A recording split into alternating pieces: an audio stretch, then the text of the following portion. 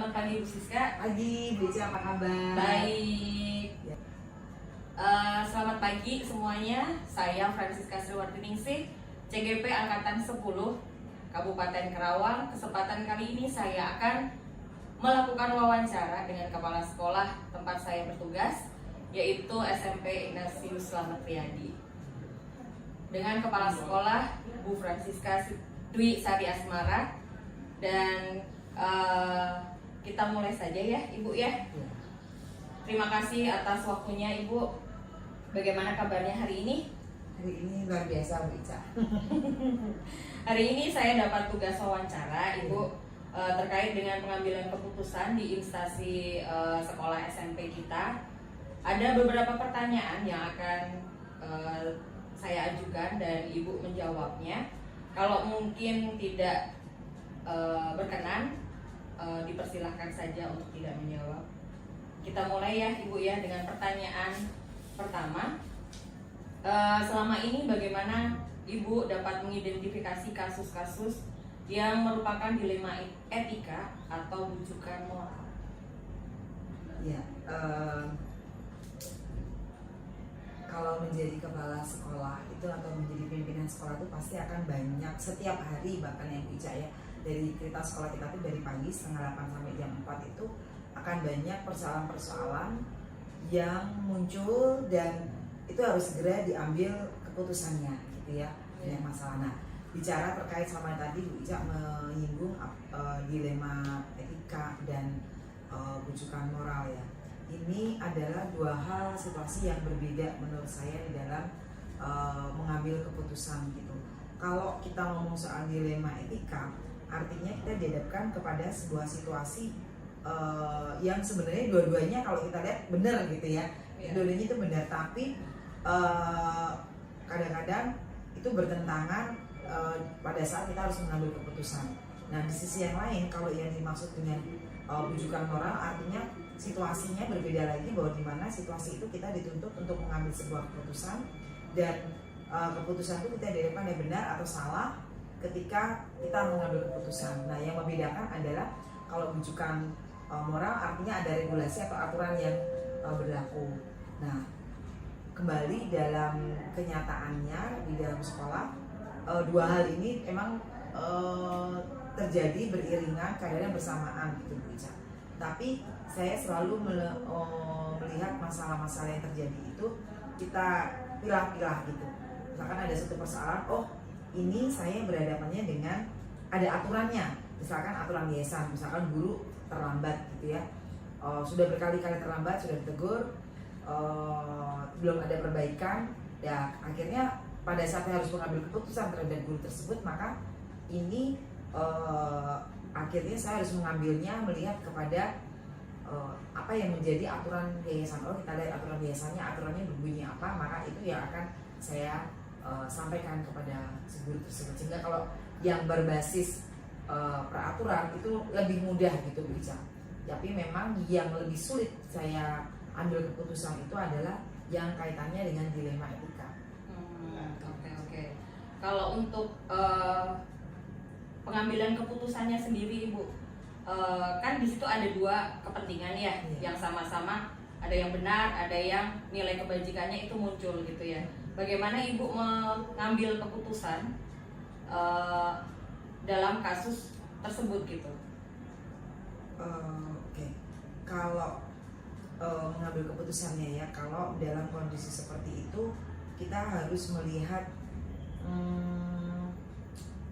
apa ya, paradigmanya gitu ya, paradigma atau cara berpikirnya, bahwa dalam situasi tersebut kita harus melihat dulu ini menyangkutnya siapa, apakah hanya individu itu, si guru ini saja atau orang tersebut, atau nanti menyangkutnya dengan kepentingan orang banyak. Itu satu. Kemudian yang kedua, ini saya harus menegakkan berdasarkan rasa keadilan yang harus kita tegakkan atau berdasarkan rasa belas kasihan gitu ya, sebagai sesama guru, sesama pendidik, nah atau sebagai sama manusia itu. Lalu yang ketiga, kita harus juga melihat nilai kebenarannya atau kesetiaan, dan yang terakhir itu kita melihat juga ini dampaknya nanti hanya untuk jangka pendek ini atau nanti untuk jangka panjang, karena itu keputusannya yang akan diambil sangat menentukan dari 4 paradigma itu bisa. Kalau misalkan keputusannya itu nanti ini sangat penting untuk nanti jangka panjang atau periode waktu yang cukup lama, ya kita harus berpikirnya tidak bisa secepatnya mengambil keputusan. Kita harus melihat dulu, menelaah masalah tersebut, bahkan perlu menginvestigasi, kemudian berdiskusi dengan elemen-elemen terkait gitu. Kalau itu jangka panjang. Tapi kalau itu misalkan sesuatu yang sifatnya urgent atau penting dan jangka pendek, nah biasanya saya hanya berdasarkan ini, kita melihat persoalannya seperti apa, kemudian cepat aja diambil keputusannya gitu. Oh, oke, itu lebih ke langkah-langkah berarti Iya. Bu ya. Terus hal-hal apa saja nih Bu yang selama ini Ibu anggap efektif gitu ya dalam pengambilan keputusan pada kasus-kasus dilema etika di sekolah kita? Ya, selama saya menjadi kepala sekolah ini tahun ke-6 ya Bu Ca. Memang kita belajar Bu Ca. Jadi dari setiap keputusan kita ambil itu pasti memang tidak akan pernah ada keputusan yang benar 100% gitu ya. Karena memang setiap decision yang diambil itu pasti akan ada sisi bahwa nggak selalu akan benar 100%, akan ada yang namanya efek dari sebuah keputusan gitu. Tapi saya selalu mengambilnya mencari risiko yang paling kecil, pada saat kita mengambil keputusan tersebut. Nah, risiko-risiko yang kecil itu yang kita ambil sebagai solusi dari persoalan yang ada. Itu yang pertama, yang efektif. Kemudian yang kedua, karena sudah 6 tahun itu saya rasa ya memang belum panjang sih, tapi kita belajar dari pengalaman. Ya, jadi kadang-kadang seorang pimpinan itu sudah punya apa ya, kalau saya bilang feelingnya sudah ada ya bijak. Oh, kalau masalah kayak gini ini biasanya keputusan yang saya ambil seperti ini. Nah, itu belajar dari pengalaman masalah yang kemarin kita belajar dari situ. Nah, sehingga refleksinya buat saya masalah-masalah yang mungkin sama gitu ya, masalahnya sama, memang kadang-kadang keputusan yang berbeda, tapi minimal kita sudah berani untuk mengambil keputusan yang ada gitu. Lalu yang ketiga, yang paling efektif juga adalah saya selalu membangun komunikasi bijak. Karena saya pikir komunikasi itu sangat efektif untuk dalam situasi-situasi tersebut. Komunikasi dengan siapa? Ya, yang paling penting adalah komunikasi dengan siapa nih yang bisa kita ajak untuk komunikasi dengan masalah itu. Yang pertama, karena kita bekerja di bawah yayasan, saya akan komunikasi dengan atasan saya, dengan Kabil, kepala wilayah. Terus setelah itu dinas yang terkait, pengawas gitu ya. Lalu guru yang terkait dengan masalah itu biasanya saya selalu ajak ngobrol gitu. Dan yang terakhir adalah komunikasi dengan siapa ini masalahnya berbenturan, kalau itu dengan siswa, ya dengan orang tua siswa atau siswa yang terkait. Itu aja. Oke. Selanjutnya ya Ibu, sebagai pengambil keputusan berarti kan itu ada tantangan tersendiri ya. Tantangan dalam pengambilan keputusan yang dihadapi Ibu itu seperti apa? Ya, tantangannya itu yaitu tadi bijak saya sampaikan bahwa risikonya dari keputusan yang saya ambil itu kadang-kadang memang apa ya, kayak pil pahit gitu ya, pil pahit yang harus saya telan gitu. Contohnya bahwa keputusan yang diambil itu tidak mengenakan mungkin untuk lingkungan gitu ya, untuk lingkungan dalam arti mungkin tidak enakan untuk guru-guru gitu ya. Tapi karena itu memang harus saya ambil gitu untuk demi menyelamatkan apa yang menjadi visi sekolah. Kemudian tantangan yang lain juga kadang-kadang sebuah keputusan itu tidak serta-merta bisa langsung diterima oleh banyak orang gitu ya. Kalau ini keputusan yang katanya sama Bapak Ibu guru, di antara 17 orang guru atau 15 orang guru, dengan apa yang saya putuskan belum tentu mereka bisa semuanya langsung oke gitu. Kadang-kadang mungkin di depan ya melihat ya gitu, tapi nggak tahu di belakang pasti akan ada kasus gimana sih gini, atau keputusan yayasan gitu ya yang menetapkan terkait dengan dari regulasi keuangan, regulasi tata tertib tentang jam kerja yang diatur. Nah, itu pasti akan menimbulkan pro dan kontra. Nah, pro dan kontra ini yang menurut saya juga menjadi tantangan tersendiri bagaimana saya menyikapinya, karena itu pasti ada. Nah, kemudian tantangan yang lain adalah tidak sedikit juga gitu, kadang-kadang ya kita siap untuk menjadi orang yang tidak disukai dengan keputusan yang kita ambil, dan itu memang resiko ya. Jadi seorang pimpinan ya itu langkah yang bisa kita lakukan karena kita pasti pasti tidak bisa memuaskan banyak pihak dengan sebuah keputusan. Tapi yang bisa kita lakukan adalah bagaimana kita bisa merangkul, memberi pemahaman dengan bawahan, memberi pemahaman kepada orang tua siswa bahwa keputusan yang diambil itu memang pada akhirnya mungkin tidak enak saat ini, tapi demi kebaikan bersama, demi jalannya sebuah lembaga pendidikan ya harus kita lakukan. Oke. Sama halnya dengan guru penggerak ya Bu ya. Guru penggerak kan harus merubah nih nantinya. Ya, membuat perubahan. Iya. Ya. Jadinya pasti akan ada tantangan Betul. seperti itu juga. Ya, Gitu. dan perubahan itu kan kadang-kadang orang yang udah mager, yang udah berada di zona Iya nyaman, betul. apa sih macam-macam gini aja udah jalan. Nah, Iya. itu Bu Ica. Sama Bu Ica. Kita pun juga mengalami hal seperti karena kita mau menjalankan ya roda sekolah ini ke depan gitu ya, dan untuk ke depan tuh pasti kan akan dinamika perubahan-perubahan yang akan kita hadapi banyak sekali, dan itu tugas kita untuk bagaimana menggerakkan semua stakeholder yang terkait ini untuk bersama bergerak. Oke. Terus apakah ada jadwal gitu Bu? Jadwal tertentu gitu ya dalam sebuah penyelesaian kasus dilema etika? Apakah Ibu contohnya ada kasus nih, terus langsung menyelesaikan di tempat atau memiliki sebuah jadwal untuk menyelesaikannya? Terus bentuk prosedurnya itu seperti apa nih Bu yang sudah dilakukan? Ya. Oke. Biasanya kalau untuk masalah-masalah yang big problem gitu ya, masalah besar itu bisa itu saya tidak langsung membuat sebuah keputusan, karena ya itu tadi, karena masalah itu kadang-kadang kalau kita lagi punya masalah itu orang bilang katanya kalau kita lagi punya banyak pikiran jangan mengambil keputusan di saat itu gitu ya. Makanya itu biasanya saya endapkan dulu persoalan yang ada dengan pikiran yang jernih. Jadi saya butuh waktu untuk bisa memilah-milah, oh ini masalah ini apa dulu yang saya lakukan. Biasanya saya bikin timeline Bu Ica. Saya bikin timeline, oh saya berarti hari ini saya harus komunikasikan dulu dengan instansi terkait atau dengan yayasan atau dengan Kemenes. Setelah itu, setelah saya sudah berkoordinasi dengan atasan saya, dengan pengawas atau dengan Kawil, kemudian saya lakukan langkah-langkah, oh strateginya saya harus ngobrol dengan, saya panggil guru yang terkait. Setelah panggil dengan guru terkait, kemudian saya akan jadwalkan untuk ketemu dengan orang tua gitu. Dan itu tidak bisa dalam waktu sehari aja. Jadi memang harus membuat tahapan-tahapan atau schedule dengan baik. Kemudian setelah itu kemudian kita evaluasi, oh dari situ kan kita dapat data ya Bu. Kita dapat data, sehingga dari data-data yang ada, hasil ngobrol dengan hasil koordinasi tersebut, kita akan semakin kuat datanya, sehingga pada saat kita mengambil keputusan minimal kita sudah berbasis data. Nah kalau sudah berbasis data itu resiko untuk mengurangi resiko dari sebuah keputusan yang salah itu bisa kita minimalisir. Oke. Terus adakah seseorang atau faktor-faktor yang lain gitu ya yang selama ini bisa mempermudah atau membantu Ibu dalam pengambilan keputusan dalam kasus-kasus dilema etika? Iya, saya sangat dimudahkan gitu ya. Saya sangat dimudahkan dengan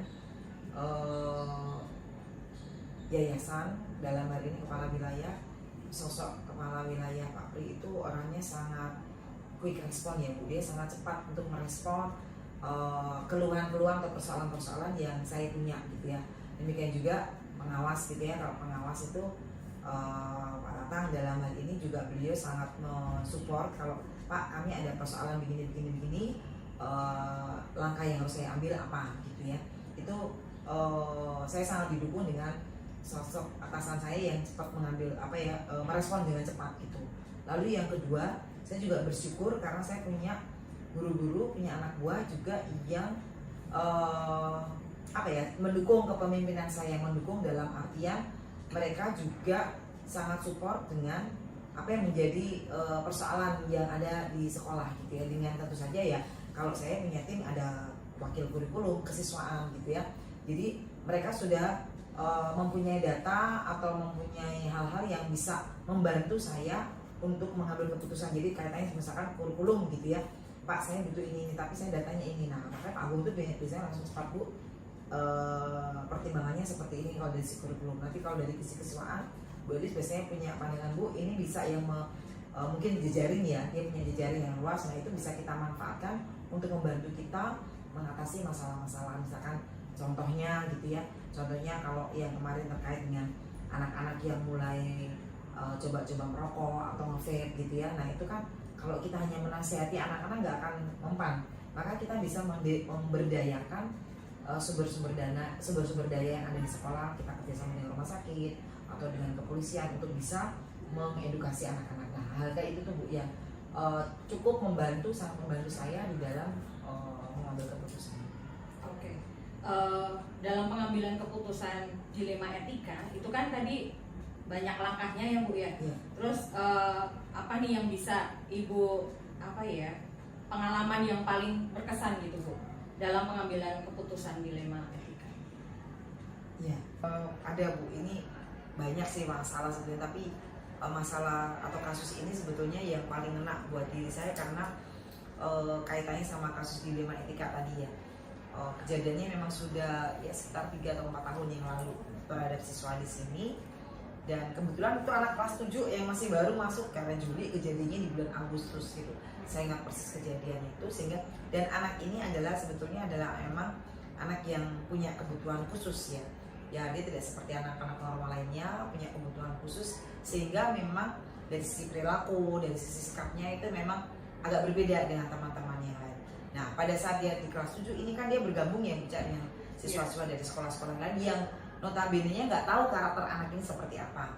Nah sehingga sometimes ada kejadian yang membuat si anak yang lain tuh merasa dia diperlakukan dengan tidak sopan oleh si anak yang berkebutuhan khusus ini, sampai masalah ini membesar. Kenapa membesar? Karena sudah nyampe ke orang tuanya. Si orang tua yang anak yang merasa dirinya diperlakukan tidak sopan itu, sampai orang tuanya marah-marah, mengintimidasi saya, mengintimidasi sekolah, guru-guru juga sama, dengan gayanya yang seperti seperti seolah-olah pejabat lah gitu ya, dengan cara-cara yang kurang edukatif sih menurut saya. Itu sampai akhirnya mengancam sekolah, kalau sekolah tidak bisa menyelesaikan masalah ini akan saya bawa ke A, ke B, ke C gitu ya. Nah disitulah persoalan itu muncul gitu Bu Ica, karena dia menuntut supaya anak itu dikeluarkan. Nah kan kita sebagai pendidik nggak bisa serta-merta mengeluarkan anak itu gitu. Nah sementara kita terus dirongrong oleh orang tua ini untuk meminta sekolah mengeluarkan anak itu, sampai akhirnya ya si orang tua anak itu, anak yang berkebutuhan khusus, akhirnya memilih untuk ya sudah Bu, saya lebih baik mungkin mundur daripada nanti bapak ibu guru tidak nyaman di sekolah dan proses pembelajaran di sekolah juga tidak nyaman buat anak-anak yang lain gitu. Dan itu yang pada saat itu tuh saya memang dihadapkan pada satu pilihan yang sangat sulit buat saya gitu Bu Ica. Dan saya beruntungnya bahwa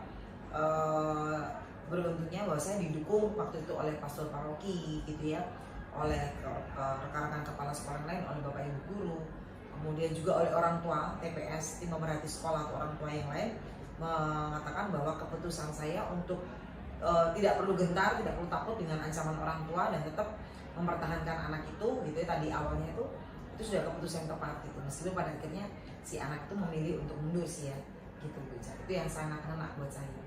Oke. Berarti pengambilan keputusannya disupport oleh banyak pihak ya Bu ya. Dan orang tua juga ternyata ya kalau itu yang terbaik ternyata menerima gitu, menerima keadaan gitu ya. Dan keputusan untuk memindahkan. Tapi adakah support dari Bu Siska untuk anak yang tadi memang sudah mengundurkan diri tadi? Iya, kebetulan saya sampai sekarang masih tetap kontak ya Bu dengan mamanya, dengan papanya, dengan anaknya juga gitu ya. Kebetulan waktu dia mengundurkan diri pun saya memberikan referensi beberapa sekolah yang bisa dituju oleh dia gitu untuk memenuhi kebutuhan si anak ini, dan puji Tuhan anak itu ternyata masih selalu kontak, komunikasi, dan orang tuanya mengatakan bahwa Bu, sekarang anaknya sudah berkembang, sudah terapi juga dan sebagainya. Jadi perkembangannya cukup positif gitu ya. Artinya itu menenangkan dan membuat saya merasa lega gitu. Artinya bahwa keputusan yang diambil orang tua bersama dengan sekolah itu tidak salah gitu ya. Dan ternyata mungkin dia memang lebih baik, lebih berkembang di luar gitu ya, dibandingkan mungkin kalau masih ada di sini, mungkin dia masih akan masih akan dirongrong oleh ya itu tadi kondisi-kondisi yang mungkin buat dia nggak nyaman juga gitu. Iya. Pastinya pengambilan keputusan itu tidak merugikan salah satunya. Iya, iya betul. Harus adil dan bijaksana. Oke, itu aja mungkin Ibu yang bisa saya tanyakan untuk hari ini. Dan terima kasih atas waktunya, atas kesempatannya dan membuka wawasan saya dalam pengambilan keputusan. Terima kasih Bu Siska. Selamat pagi.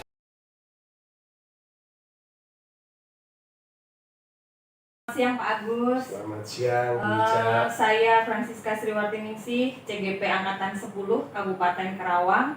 Kesempatan kali ini saya akan melakukan wawancara dengan kepala sekolah satu komplek, dan saya memilih di SMA dengan Bapak Agus Setiadi sebagai kepala sekolah SMA Ignatius Selamat Riyadi. Terima kasih banyak atas waktunya Pak Agus. Sama-sama. Bagaimana kabarnya hari ini? Tuhan sehat, itu yang penting. Oke.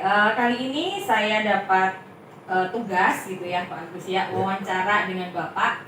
Nanti kalau memang ada pertanyaan dari saya dan tidak berkenan untuk menjawab, tidak apa-apa, dilewat saja. Akan ada beberapa pertanyaan terkait dengan pengambilan keputusan di SMA Ignatius Selamat Riyadi. Siap. Kita mulai ya Bapak. Pertanyaan pertama itu, selama ini bagaimana Bapak dapat mengidentifikasi gitu ya kasus-kasus yang merupakan dilema etika gitu atau bujukan moral gitu ya untuk SMA sendiri? Kalau saya mengidentifikasi mulai dari kedisiplinan kehadiran, itu juga sudah saya jadikan indikasi. Jadi ketika kita komitmen bahwa jam 7 pagi harus briefing, semua guru bisa hadir, nah itu kan kelihatan siapa yang suka terlambat, siapa yang disiplin, itu yang pertama. Lalu yang kedua, yang sederhana ya, misalnya dari uniform atau seragam. Kita sepakat bahwa hari ini baju komplek, hari ini baju batik, hari ini baju khas atau khusus kita, itu sepakat. Dari situ saya sudah bisa melihat bahwa kalau ada beberapa orang yang, kalau ada beberapa guru atau karyawan yang berbeda, tidak sesuai komitmen, itu menjadi catatan saya. Itu cara mengidentifikasi. Kemudian berikutnya juga ketika guru sudah dalam proses pembelajaran, itu saya lihat juga karena saya punya CCTV ya, bagaimana ketika bel, guru itu sudah langsung masuk atau jalannya kayak siput atau dari situ saya sudah bisa mengidentifikasi. Kemudian ditambah lagi mungkin dari tugas-tugas atau kewajiban yang harus dipenuhi kaitannya dengan modul ajar, nilai, kemudian pengumpulan tugas yang harusnya dikumpulkan tepat waktu. Kemudian juga yang tidak kalah penting adalah bagaimana respon anak, karena kita kan sekolah ya, jadi sekolah ini kan kita bahwa proses belajar ini akan berdampak positif ketika anak juga responnya positif terhadap guru tersebut. Ya, ketika saya ketemu anak, gimana bapak ini, gimana ibu ini dalam mengajar, itu saya sudah punya catatan-catatan. Itu adalah mengidentifikasi ya. Dan banyak lagi hal yang lain sebenarnya, tapi paling tidak dari situ saya sudah sedikit bisa mengambil kesimpulan antara guru A, B, C, D ini sudah ada perbedaan-perbedaan. Oke. Begitu Bu. Oke. Kalau untuk pengambilan keputusan itu kan pasti ada dua kepentingan gitu ya. Kalau yang tadi ada siswa dengan guru, ada yang antar guru dengan peraturan sekolah gitu kan. Apakah pada saat pengambilan keputusan itu mempertimbangkan kepentingan kedua belah pihak gitu? Sangat harus. Nilai kebajikan yang seperti apa? Makanya saya harus by data.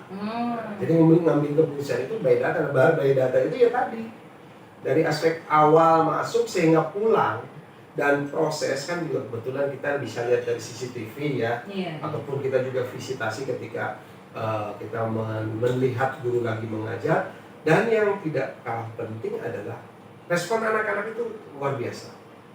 Karena saya sering menyampaikan pada anak-anak, gak usah takut, jujur saja, sampaikan bagaimana cara bapak ibu guru ini mengajar, cara bapak ibu guru ini bersikap ketika misalnya ada anak yang seperti ini, gimana cara itu masukannya objektif menurut saya. Dari situ saya bisa, oh ini yang harus segera pembinaan, ini harus segera diajak bicara, ini yang harus segera diberikan treatment dalam arti pendekatan yang khusus. Karena saya selalu juga setiap semester saya mengirimkan akan memberikan kepada anak tuh survei dalam bentuk Google Form. Nah, dari situ kan objektif, tidak usah takut karena hanya saya yang tahu, karena saya ya sebagai admin itu nggak bisa terpungkiri.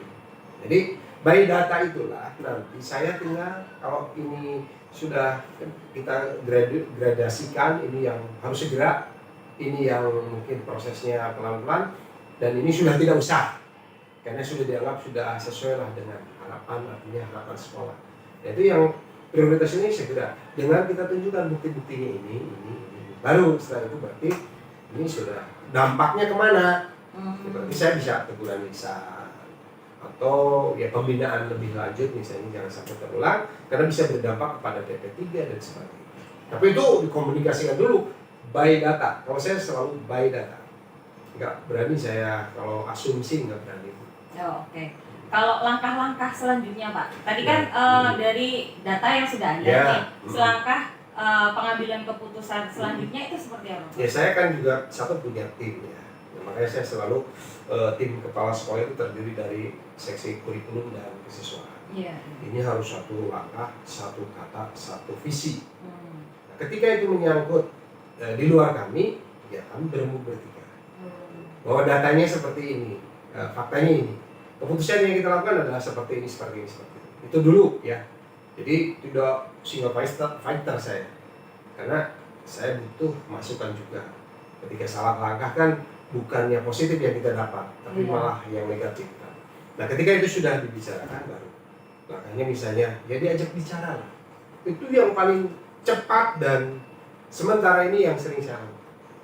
Ajak bicara 4 mata, tunjukkan data, tunjukkan bukti, lalu bagaimana?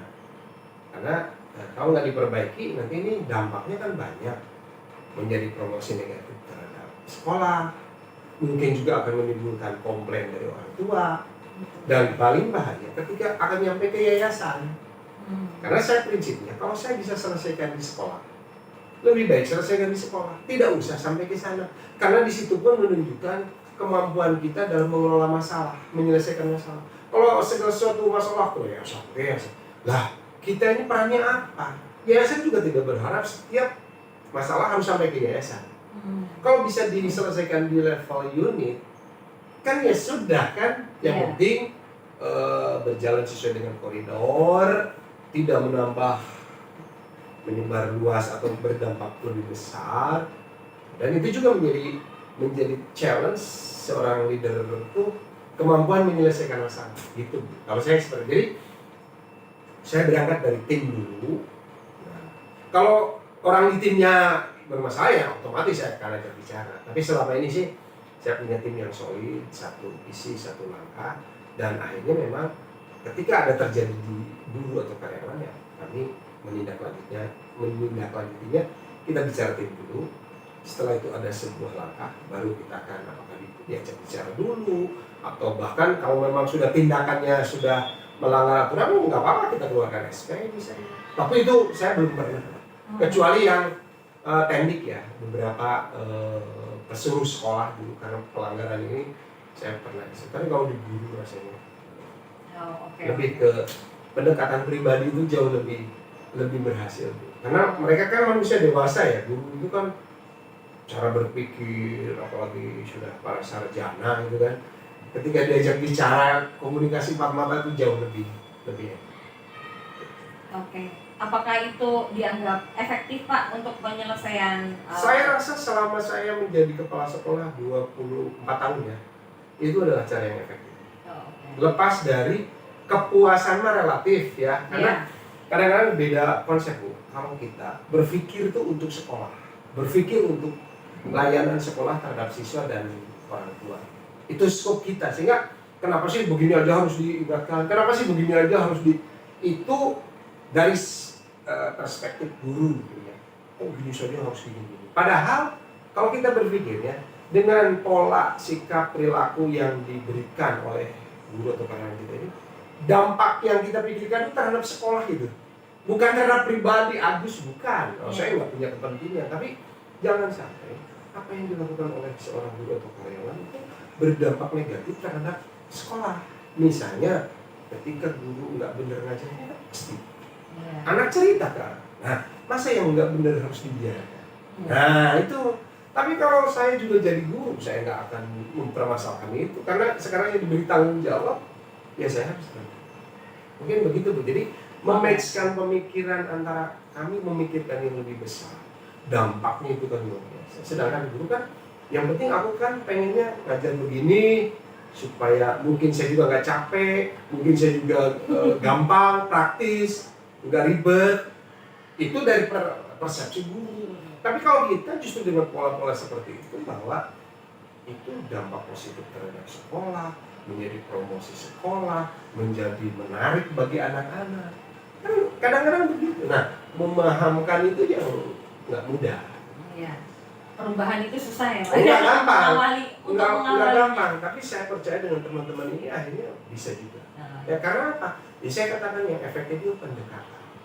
Bukan otoritas, bukan saya sebagai kepala sekolah harus ini, tidak juga. Karena ada batas-batas yang orang itu kan semakin dipres, bukan berarti semakin menyadari itu, tapi mungkin malah frontal. Tapi dengan pendekatan, maksud dan tujuannya kita jelaskan, apa sih akibatnya. Itu ya selama pengalaman saya sih cukup berhasil. Lepas masih banyak kekurangan, saya jamin. Saya itu juga bukan siapa-siapa. Tapi puji Tuhan, saya sampai minta tahun ini saya tidak lanjut jadi kepala sekolah. Mesti tetap pada tahun depan saya sudah pensiun kan. Saya sudah tidak bekerja lagi di yayasan. Tapi ya saya udah minta Pak, kalau bisa saya MPT saja, masa persiapan pensiun. Saya jadi guru saja. Ya pensiun saya. Tapi kan yayasan. Nah ini yang nggak tahu saya juga. Apakah itu baik atau tidak, saya nggak tahu. Bahwa yang saya lakukan selama ini seperti itu. Oke. Kalau tantangan Pak, tantangan yang dihadapi dalam pengambilan keputusan kalau ada dilema etika seperti itu tadi. Memang pasti Bu, karena yang harus dipikirkan kan orang Jawa itu pakai rasa tidak enak. Tapi tergantung konten permasalahannya kalau saya. Kalau itu sudah menyangkut merugikan dan merusak nama baik sekolah, saya sih tetap lakukan. Artinya pada akhirnya gini, saya punya prinsip kalau bisa diselesaikan di sekolah, selesaikan. Tapi kalau sudah permasalahannya sudah bukan saya lagi yang mengatasi, baru saya komunikasikan ke yayasan. Tapi tentunya sebelum itu sampai ke yayasan, ya saya harus menggali data dulu. Dari data itu bisa laporan orang tua, laporan anak, hasil survei, kemudian syukur kalau ada CCTV. Jadi betul-betul ketika saya mengajak bicara Bu, betul nggak ini yang terjadi? Nah, lalu kalau memang betul, nah ini permasalahannya, mari kita kembalikan kepada pedoman kerja. Kalau itu sangat merugikan, sangat berdampak buruk terhadap sekolah, ya apa boleh buat, saya akan komunikasi dengan yayasan. Tapi kalau misalnya hanya karena terlambat sekali, 2 kali, atau karena persoalan ganda, itu cukup diselesaikan di saya, cuma tolong ke depan perbaiki ya, karena kenapa akibatnya dari itu kan harusnya guru sebagai manusia dewasa paham gitu Bu. Jadi saya mengambil keputusan kalau di level permasalahannya tidak terlalu berdampak terhadap sekolah, saya cukup di saya saja. Tapi kalau itu berdampak besar, karena salah nanti di saya. Ketika hal ini besar, saya idamkan, saya nanti suatu saat bocor, ya itu meledak. Resikonya saya juga. Iya. Terus kalau dalam penyelesaian pengambilan keputusan gitu ya Pak, apakah ada jadwal tertentu gitu, atau ditindak pada saat kalau itu juga gitu? Ya itu tergantung. Kalau program misalnya supervisi kan itu terjadwal ya. untuk penilaian atau ya pengawasan dalam arti supervisi proses pembelajaran kan itu bisa terjangkau. Tapi kalau yang sifatnya pembinaan rutin kan bisa mulai dari briefing, dari rapat bulanan, itu kan terjadwal.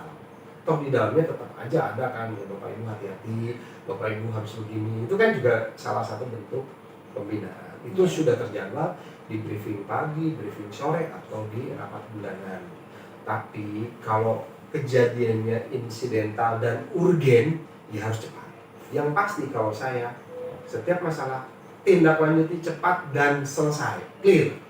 Jangan berlarut-larut, tidak selesai, akhirnya terbawa dari SD sampai SMA. Itu kan ada, saya merasakan. Jadi orang tua ini sebenarnya sudah kejadian di sini Pak. Oh ya sudah, jangan sampai terjadi. Oke. Kalau tadi kan ada seseorang ya yang tim dari kesiswaan. Oh, tim KS. Saya namanya tim KS. Oh iya. Kalau faktor-faktor yang lainnya gitu Pak, untuk mempermudah dalam membantu mengambil keputusan dilema kasus itu. Kalau saya yang ya tadi berarti ada dua hal yang pasti ya. Tim yang harus kami punya tim khusus, yaitu tim kepala sekolah itu. Kedua adalah kami berdasarkan data. Itu ya, itu dua hal itu penting. Jadi ketika kita mengambil sebuah keputusan itu kita harus punya data konkret. Kedua adalah punya tim yang solid. Nah yang ketiga ya, kalau memang itu cukup berat ya kami komunikasikan dengan atasan langsung, misalnya kepala wilayah. Itu aja paling. Toh kecuali sangkutannya mungkin dengan ya konten yang tertentu, misalnya kalau perlu berbicara dengan komite sekolah ya kita libatkan. Kalau perlu dengan pastor paroki kita libatkan. Tapi tergantung kontennya ya Bu, tergantung permasalahannya. Misalnya kalau urusan siswa ribut di sekolah, urusannya dengan pastor paroki apa? Kan nggak ada korelasinya. Tapi misalnya ada kaitannya dengan orang tua kita yang dia ada 2 orang seperti itu. Tapi puji Tuhan sih belum pernah sih Bu saya. Tapi itu plan-plan itu saya akan lakukan. Atau kami kaitannya dengan kedinasan distrik, ya kami punya pengawas, pembina, Ibu Dr. Erti kan selalu dia siap hadir. Atau bahkan ke KCD juga bisa. Itu banyak faktor. Jadi banyak hal yang kita libatkan.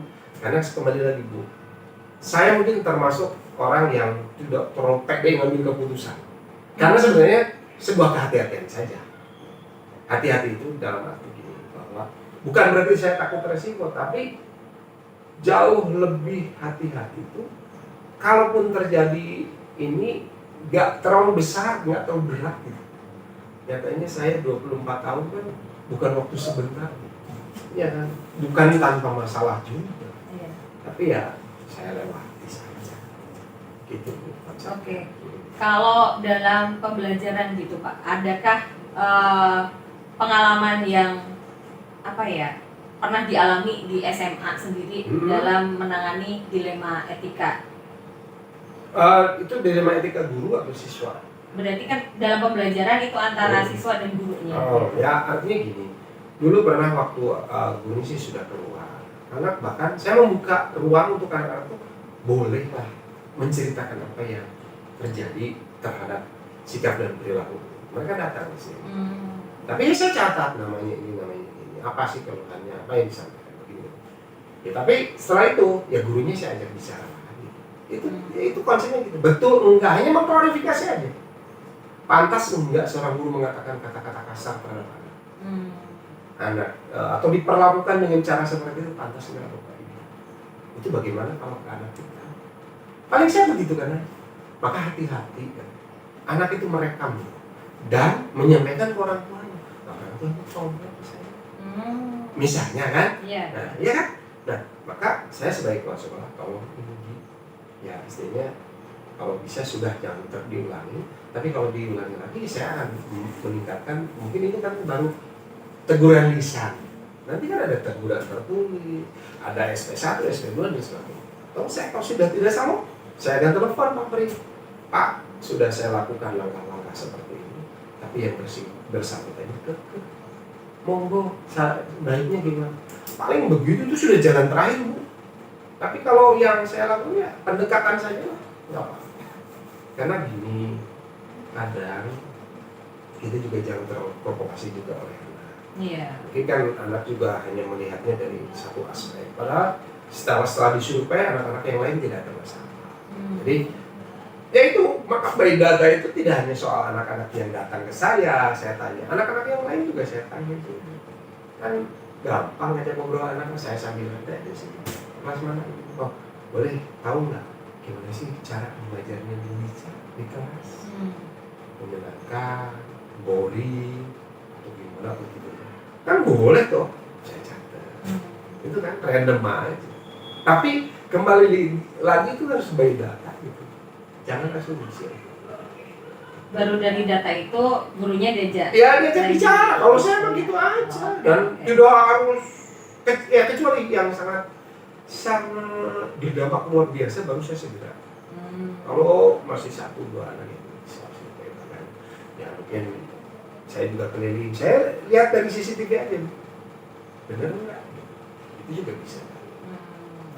Jadi balik lagi nggak berasa musuh lah soal mengambil keputusan itu, Bu. Karena kan ya kita juga sama lah ya, Bu. Mungkin saya juga tidak sempurna, jauh banyak kekurangan saya. Tapi paling tidak sejauh kalau dia salah besok dia memperbaiki, besok sudah terbaik. Nggak usah harus diungkap-ungkit. Dan kita harus objektif, Bu. Artinya ketika dia melakukan pelanggaran kesalahan saat itu tidak berarti itu menjadi terus-menerus. Kalau dia sudah baik ya udahlah.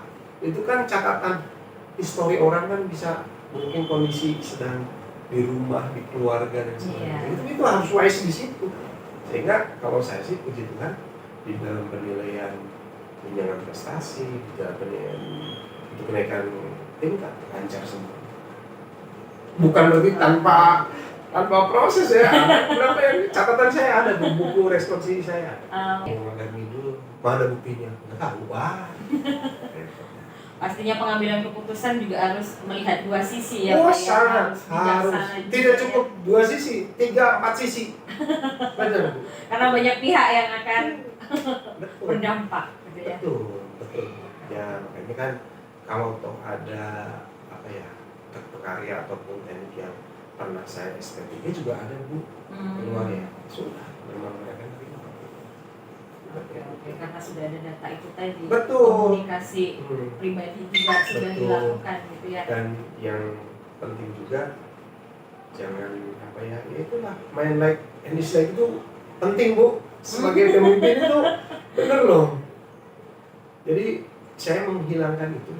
Kalaupun kesal-kesalnya terhadap seseorang ya sudah. Saya juga harus bisa mengampuni. Kecuali tadi bukan sudah fatal tuh, kalau saya bahasa fatal tuh mencoreng nama sekolah sehingga berdampak buruk terhadap apa ya, promosi sekolah, PPDB gitu, Bu.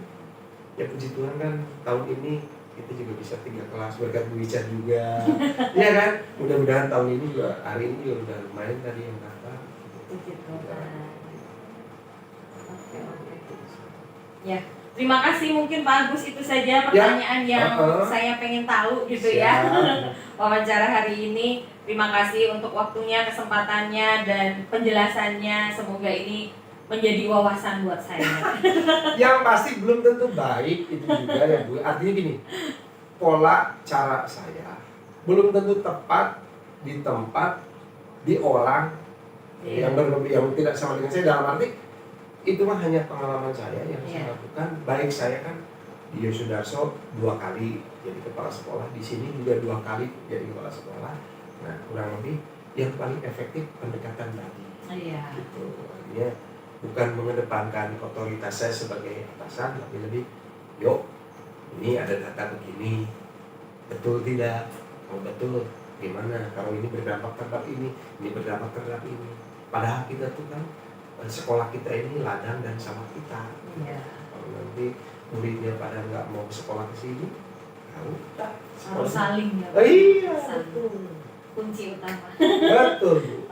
Oke. Gitu aja. Terima kasih, Bapak. Sekali lagi, ini belum tentu benar, tapi itu yang saya lakukan. Iya, siap Bapak. Terima kasih atas pengalamannya. Sama-sama.